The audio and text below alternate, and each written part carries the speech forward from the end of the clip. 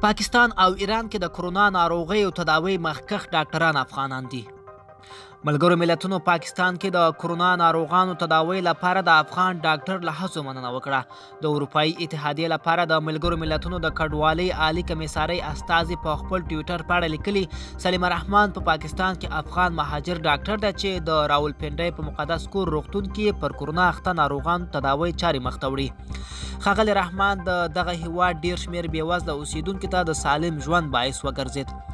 دغه بنسټ وړاندې لیکي، کرونا چې نړیوال وبا ده او ټوله نړۍ پرې سر راخیستی، د نړۍ ډیر شمیر خلک پرې اخته شوي، خو ډاکټران او د دغې برخې کاردونه د نورو ژغورنې او له کرونا سره د مبارزې ریښتیني سرتیرو په توګه له خطر سره مواجه دي. پاکستان افغان مهاجر ډاکټر سلیمه رحمان یو له دغو ډاکټرانو څخه دی چې د کرونا وایرس سره د مبارزې لپاره په لومړۍ کرښه کې جنګیږي.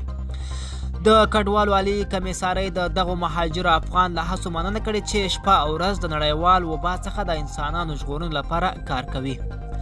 تر دې وړاندې په ایران کې د یوې بلې افغان مهاجر ډاکټر انځورونه پر ټولنیزو رسنیو خپاره شول چې په دغه هیواد کې د کرونا ناروغانو تداوی او له کرونا سره د مبارزې لپاره په لومړۍ کرښه کې کار کوي.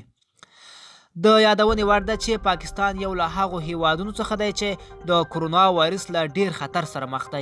د تیرې ورځې د شمیر له مخې په دغه هیواد کې پر کرونا د اخته کسانو ناروغانو شمیر له 4,000 اوښتی او تقریبا 90 کسانو ژوند له لاسه ورکړی دی.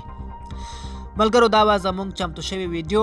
د لا ښکلې ویډیوګانو لپاره زموږ چینل سبسکرایب کړئ.